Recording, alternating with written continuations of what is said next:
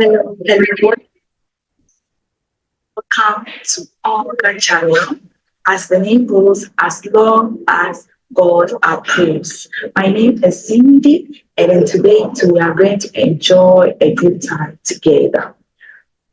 Thank you for visiting this channel, and I pray that whatever you are finding out from this channel, God should help you understand. In Jesus' name, amen. So today I was going to solve an example on currency derivatives. Okay. So in my previous videos for the call option, you know that they don't only apply to they apply to any kind of asset. Okay. So we have that derivative is also kind of financial issue. But here I just want to take a question where we sort together to understand this currency. Yes, the question is brief us on some of the things to look out for when solving questions relating to currency derivative. Okay, so I'll solve this one part, and then another time also solve another question that looks at other issues. Okay. So I'll share my screen. Please don't leave this video. I promise you that we are going to do this. Yes. Right. So I'll share my screen. So today I just want to currency derivative. Just a question on that.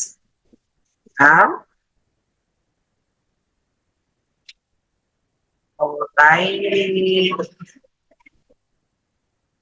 Okay, so before we look at the currency derivative, there are a few things that I would like us to take note of. Okay, so sometimes when we are solving the currency derivative questions, okay, it's like you say, how should I put this? Sometimes you say that maybe dollar is today's, CD is today's, a whole lot of issues and all that. But then sometimes it gets like confused on how to go about it, how to solve it and all that. So I just want to take a few minutes of the time to explain some few concepts under the currency derivative, and then we'll look at the question. So the first thing I want us to look at is currency pairs. Okay. So sometimes you be like, so we are looking at the depreciation of dollar to CD, or we are looking at the depreciation of CD to dollar, a whole lot of what issues, right? But I want to know when I see this equation, when I see this currency pair, how would I identify? So the first thing you have to know that we have home currency and then we have domestic currency. What do you mean by home currency? So home currency is domestic the currency of the domestic country. So, for instance, I am in Ghana at the moment, right? So, Ghana is my home country, and then the Ghana cedi is my home currency. We also have the foreign currency, right? But the foreign currency is the currency of the foreign country. So, for instance, I am in Ghana and I want to deal with an issue in the US. Okay, so it means that Ghana is my home country. The Ghana cedi is my home currency. US is is the foreign currency. Sorry, foreign country. Then the SD, right? The dollars is the foreign currency. Understand this? Some question will not tell you the country. Now I have to do that. You have to return each one that matters. The home currency or the domestic. But sometimes we let you know that this is the domestic currency. So in case we are in Ghana, you have to to the that. Like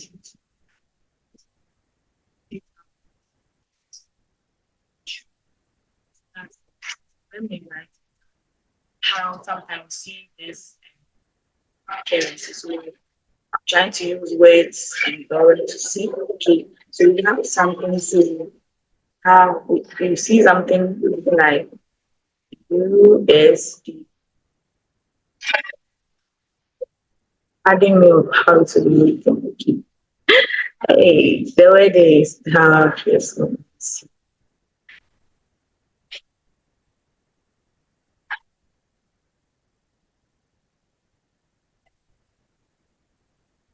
USD, then the right slash maybe the Ghana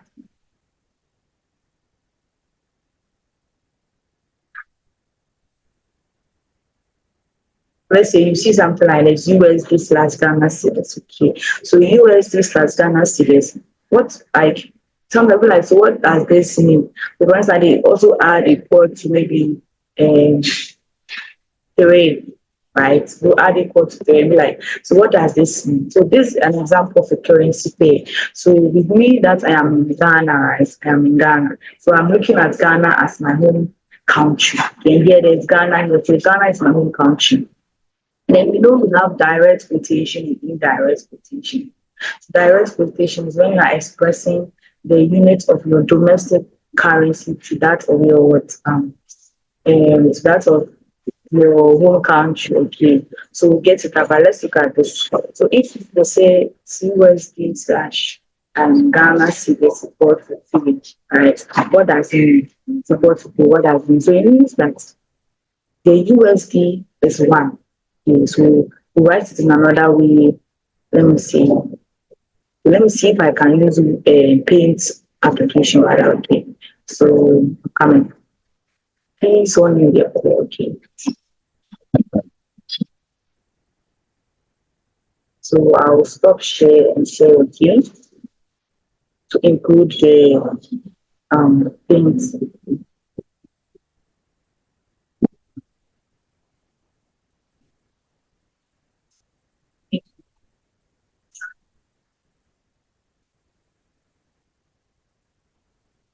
Like I'm saying, suppose you have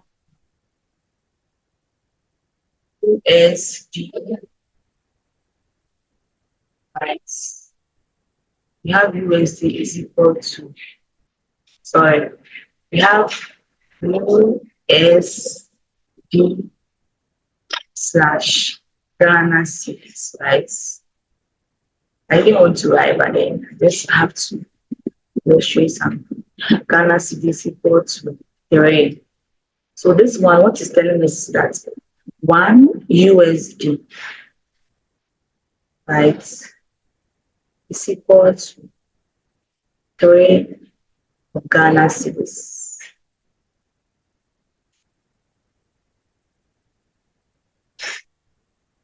So this is what this is telling us. When you see something like USD slash Ghana cedis equal to 3, it means that the first currency is in 1 unit, right? And then the 3 here is associated with the second currency. So if I'm looking at this one, we're going to the name of Ghana in country for the domestic currency. This represents direct quotation. Expressing the domestic currency in terms of the foreign currency. So 1 USD is equal to 3 Ghana cedis is a direct quotation. All right. So if I have this as an indirect quotation and then I'm asked to find the indirect quotation, how do I go about it? So what I will do is direct quotation is equal to 1 over indirect quotation. So this one will now become Ghana cedis, right? So now the Ghana cedis is the one that is being expressed as 1 unit. And the USD is going to have more than or less than 1 unit. So now Ghana USD will keep 1 over 3. Right? So 1 over 3 is equal to, what means later? 0.33. So we have, so this is 0.33. And this one is telling us that 1 Ghana cedis is equal to 0.33 USD. Okay, so this is basically what currency pairs is. You just have to know which one is the home currency and then which one is the domestic currency. In case you want to know, you are asked which one is direct quotation, which one is indirect. But in a case where you are not asked and you don't know which one is your home currency and then which one is your your foreign currency, then you just have to know that 1 USD to Ghana cedis is 3. So if you want to find 1 Ghana cedis to 1 USD, you just have to divide, just have to find the reverse of what the value here, right? The reverse 1 out of the 3, which is 0.33, telling us that 1 Ghana cedis is equal to 0.33 USD. I hope this is fine. Because you have to understand, you have to first of all understand what the currency pair is really related to, what the currency pair means, before you be able to even understand how to go about a question. So this is basically what currency pairs is. When you see something this slash this is equal to 3, it just means 1 USD is equal to 3 Ghana cedis. And if you want to find 1 Ghana cedi to 1 USD, it's just the opposite or the reversal of the value at the right side. So 1/3, 3. But someone can use the ratio where, say, if 1 USD is equal to 3 Ghana cedis, then 1 Ghana cedi is equal to, so that means when you do it, you get 1/3 times 1 USD. So it's the same. So that's basically what the currency pair is. So we want to find and now go to our question and then be able to identify what to do from here. Okay, so I'm opening our question. So this is our question. So we are doing question 3, right? So that's what we are doing, answering question 3. And then the question says, Technology Corporations Inc. wants to hedge against potential price fluctuations in Japanese yen. Okay, so it means that Technology Corporations Inc., right? It's a multinational company. It works in different countries. And then now it's focusing on the yen, that's the Japanese yen, the Japanese currency. It works with Japanese companies or citizens, right? And then yeah, it has realized that probably there might be fluctuations in the Japanese yen in some years to come. So he wants to hedge against risks. In my previous video, I said that derivatives are used to hedge against risks. And I mentioned that the type of derivative is with the forward contract. We have the futures, we have the options, and then we have the swaps. So the options, I put that in my previous videos, right? And then this one is forward contract. So forward contract is basically a contract between two parties where they agree to exchange a particular asset at a particular rate in a particular future time. With forward contracts, they are not standard. That means they are customized to suit the parties involved, right? To serve them, to best serve them. Then they are not exchanged or they are not traded on a stock market exchange. So this technology corporations Inc. decided to enter into a forward contract to hedge against price fluctuations in the Japanese yen. So with the other party, this company negotiates a forward contract, right, with the supplier, which is the yen bank. So it enters into a forward contract with the yen bank that is going to buy 12,550 12,550,000 Japanese yen. So it means that technology corporations, right, is dealing in another currency, but then he's going to buy the yen. Let's see which currency is dealing. Okay, so it says that to buy was 12,550,000 Japanese yen at a rate of 120 Japanese yen to 1 USD. Okay. So this one is kind of sorry. So this one is telling us that the technology corporations is dealing in USDs. The company uses dollars to do its transactions in its own country. But then because it's a multinational company, it works with other countries. And then Japanese is one of the countries. Then it's supposed to hedge against the risk of fluctuations in the Japanese yen. It decides to enter into a forward contract to buy the Japanese yen in the future transactions in the ways that is working. One is the Japanese yen, that's just one university. See how the money important 120 in front of the Japanese yen. As we're telling you that 1 USD is equal to 120 Japanese yen. We could have written this right as so instead of writing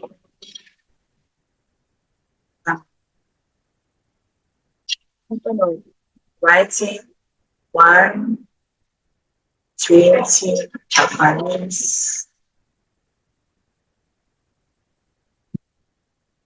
yen USD, right? You could have seen it as USD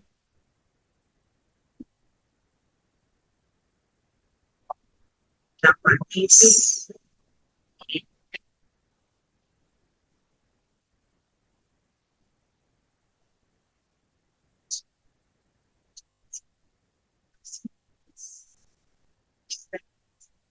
USD. This one is if when you want to the front of Japanese yen, telling you that this USD has a one. So one USD it will give you 120 Japanese yen.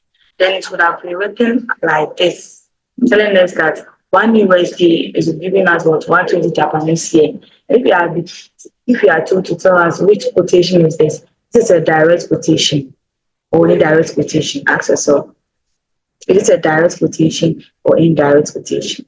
So which one is the home currency for the technology company? Is the USD. And Japanese is the foreign currency. So if the home currency is in 1 unit, then it means this is an indirect quotation. If the Japanese yen was rather the one in the 1 unit, because Japanese yen here is the what foreign currency. So if the Japanese yen was having one as the unit, then Japanese yen would have been this quotation would have been direct. But since the USD is the home currency for the technology company, right? It means that this is an indirect because if the home currency gets one as its unit, then it's what's indirect. Right. Okay. So that's basically that's for this one. Okay, so it could have been written like this. So now let's move on to the next one. So the period is 6 months, right? So if the spot rate at the time of delivery is this, so it means that if the 6 months comes right now and then they want to exchange, now the spot rate has changed to 125 JPY. So it means that one USD in 6 months right is now 125 Japanese yen. Spot rate is the rate at the time of transaction. If 6 months they are changing hands of with the Japanese yen or they are exchanging the Japanese yen, the spot rate or the rates working in that 6 months rate, one USD 125 Japanese yen. I'm explaining why how this one can also be written, right? So instead of writing 125, so let's make it 125. You can just change it to you can change the writing to this equal to 125. So just write 125, right? So what is the profit or loss for technology corporation? So now we have to take into consideration that the company is buying. For the technology corporation is buying. So it means that you'll be incurring a cost, right? But they want to know the cost when the cost for trading at the forward rate and the cost for trading at the spot rate. But that's when you will know whether the person made a profit or a loss. Because mind you, he's going to buy the Japanese yen and he's dealing with dollars. So the cost to him in dollars, not Japanese yen. Because he deals with dollars and he's not going to buy the Japanese yen. So if he's going to buy with dollars. With the cost of that, the cost for the technology corporation will be in dollars, not in yen. Okay, so let's go back to here. Okay. So now we want to know the professor. So first we have to understand how to exchange do the exchange rate. Okay. So first we have to look at the costs that's the technology corporation company will incur if it's trades at the forward rate. Okay, so the forward rate was 120 Japanese yen to 1 USD. So that is to say 1 USD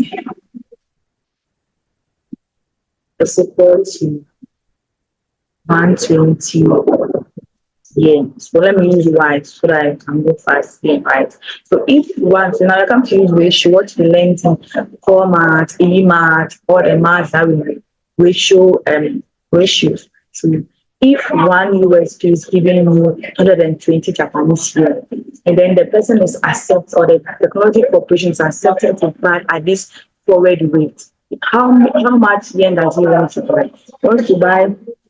He wants to buy 12,450,000 Japanese yen. Right? So if one USD is going to, so he's dealing with a USD. So if he's having one USD, then he can use it to get 120 yen.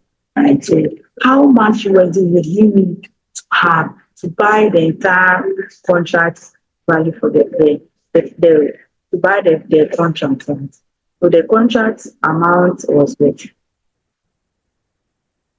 12,450,000 yen, right? So how much USD would he need to buy the entire of this? So if with our normal ratio and ratio, you know that if more or less divide, okay, so if he has only one USD, and then he can buy 120 yen. So if he wants to buy 12 million plus yen, means you need more what USD, right? So if you need more, so if more, less divide, okay. So we are dividing, so we have our 1,2,450,000, right, divided by 120.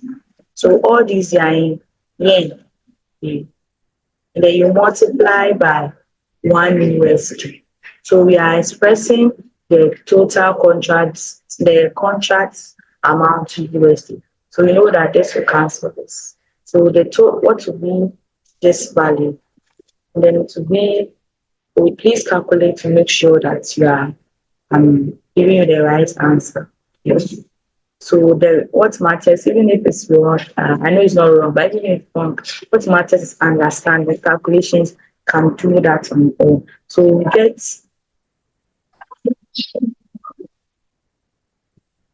so we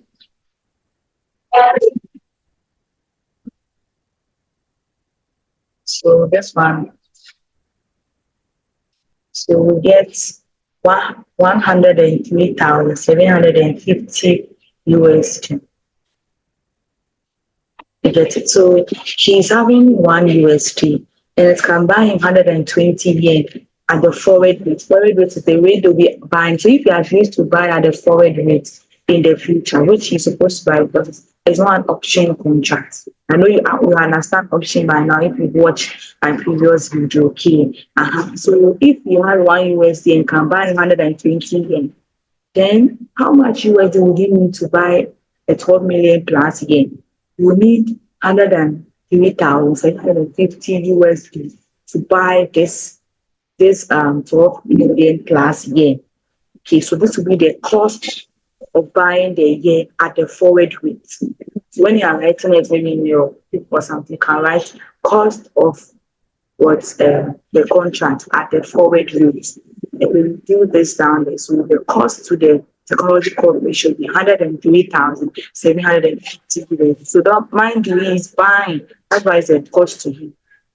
Okay. So assuming now, so assuming that he decides if he was supposed to buy the yen at the spot rate, at the time of delivery, that's 125 yen giving 1 USD. Then you use the same approach, right? You use the same approach where 1 USD now will not be equal to 120, but it will be equal to 125. And this is finding the cost at the spot rate, 125 yen. So we use the same procedure, even more or less divide. So now you know divide by 120, divide by 125. Then your new value, so you would have to calculate. The new value would be 100 divided by 125. So your new value would be 99,600 USD.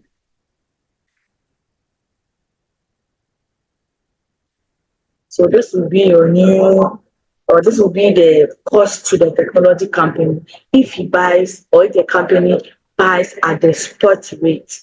So if he was supposed to buy at the forward rate, the cost will be this, right? And then if you was to buy at the spot rate, the cost will be this, right? So now you have two costs. You want to know the profit or the loss of the technology corporation. And to find profit or loss, it's the spot rates, right? The cost of buying at the spot rates minus the cost of buying at the forward rates. So I hope they're writing it down so that you're able to follow the steps. Okay. So the cost of buying at the spot rate is the 99,600 USD. So we have the 99,600. And then the cost of buying from the person, that's the individual in the transaction, 107 USD, right? So the difference between this give us so 99,600 minus 103,750 give us negative 4,150. So negative 4,150 USD. So the technology company is going to make a loss of maybe the loss of 4,150 USD if he engages in this forward contract. Okay. So let someone say that why is this spot rate and forward rate? So this is how I understand. I'm not saying static explanation, but you can understand it this way. So suppose the technology company at the end of the 6 months, forward contract, you're supposed to analyze. It's not an option where you can say, I'll not do it or I'll do it. You're supposed to analyze. So he buys it for the yen bank at 103,750. If he decides to go and sell in the market, the new rate in the market is the spot rate. And then the spot rate, right, which is 125, right, he's going to receive just 99,600 USD for the market. Okay. So it's like this 99,600 is like a selling price minus the cost of buying it from the company, and then he's going to make a loss. So that's how I understand it. Can also come up with your own explanation on how to understand it. But that's how I understand it. That if he honors the contract, which is supposed to honor the contract, he buys it from the company at 103,750 USD. Now the rate in the market is 100. So now he's holding 12,550,000 yen, right? Which he bought at 103,750 USD. Then he goes to sell this 12 million plus yen in the market at the spot rate, which is 125. That means which is $1 is equal to 125 yen. He's going to receive just 99,600 USD from the market. And if selling price, which is at the spot rate minus the cost price, is the 103,000, it is going to make a loss. That's how I understand it. When you are writing, don't write selling price minus cost price. No, write your spot rate minus the forward rate. That's the cost of buying it at the spot rate, or the cost at the spot rate minus the cost at the forward rate. Or just write it how you think to be able to understand by the one marking or anyone who takes it. Okay. So pardon me for the noise and the back. They're having no weakness. But I hope you can hear what I'm saying clearly. All right, so that's that for this profit and loss. You can just take your time and then analyze it. Okay. So let's see whether I can answer the last one. So the last part is with 9 contracts and an initial 8.5% price as the margin. Determine the margin requirements for technology corporation. So the margin requirements, you see this contract, right? So because it's a forward contract and there's no option to say buy or you buy, we have to make sure that they are keeping each person in check. So the technology corporation, to ensure that we don't default the contract, right? They just leave the contract like that. There's this margin requirement where there's a margin account. You put money in, and as and when they are marking to the market, which we'll talk about later, a market to the market, you what they'll use that, okay. So if you want to know the initial margin, the money they are requiring from technology purposes to put down, because you entered into a contract to ensure that yes, you're in the contract, and you're not leaving, you have to put some money down.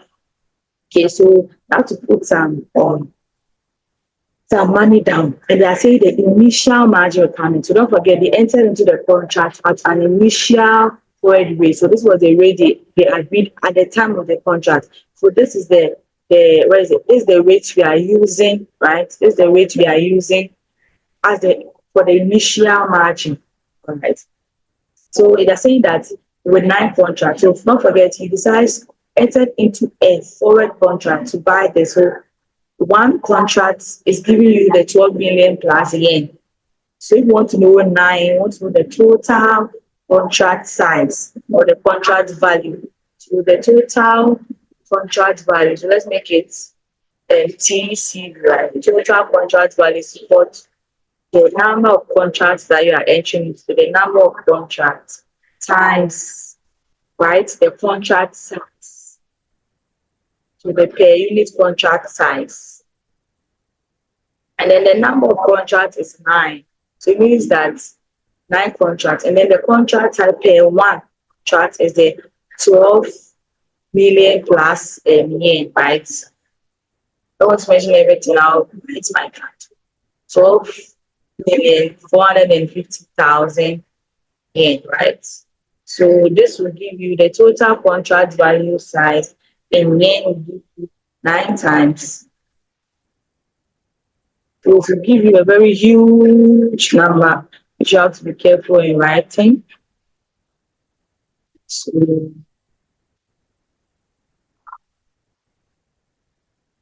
okay, that's where you know who can mention figures. Wow. So this is the value I got from my end, which is 112,050,000. 112,050,000 yen.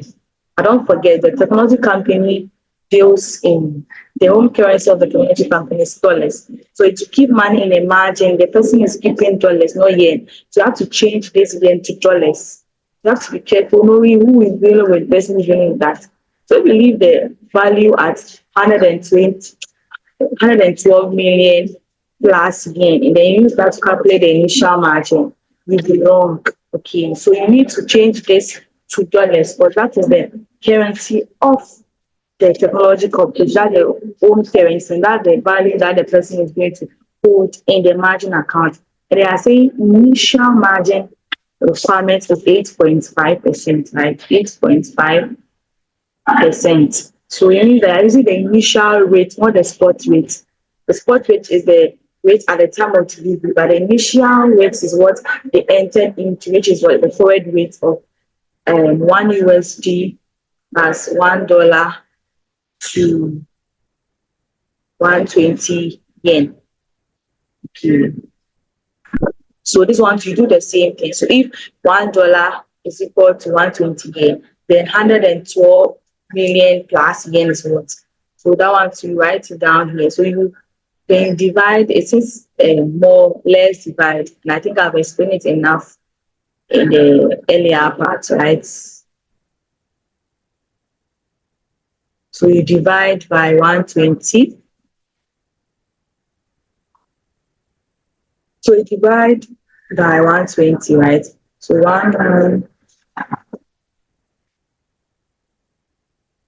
so you get 9. So you divide by 120 times 1 USD, right? 1 USD. I think, yes, USD, let's write it like this. Right? So 9,337.50 USD. So this will be the cost of the total contracts. That's the 9 contracts put together. This will be the total cost for the company.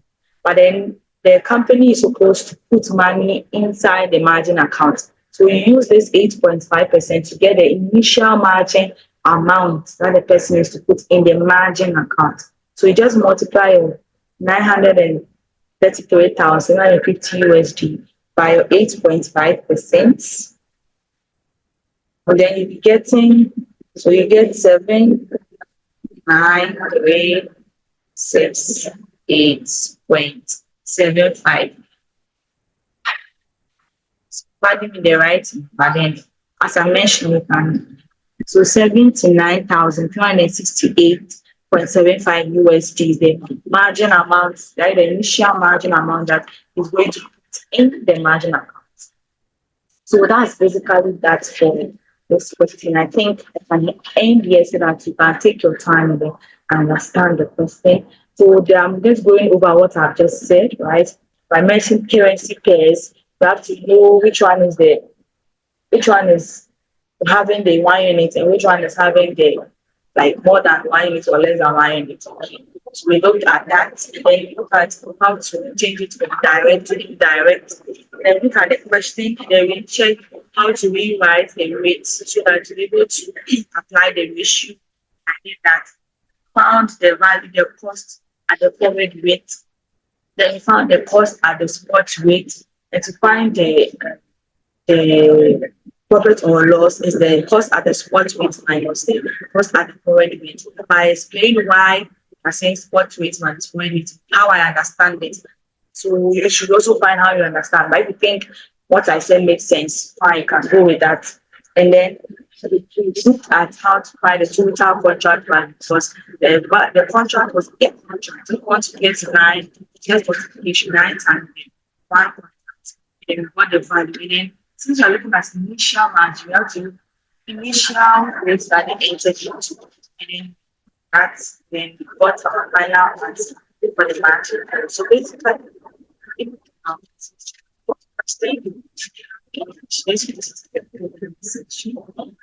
I'm planning is thank you so much for being here with us. It's large, right? And another time, look for another person. Thank you. Bye bye.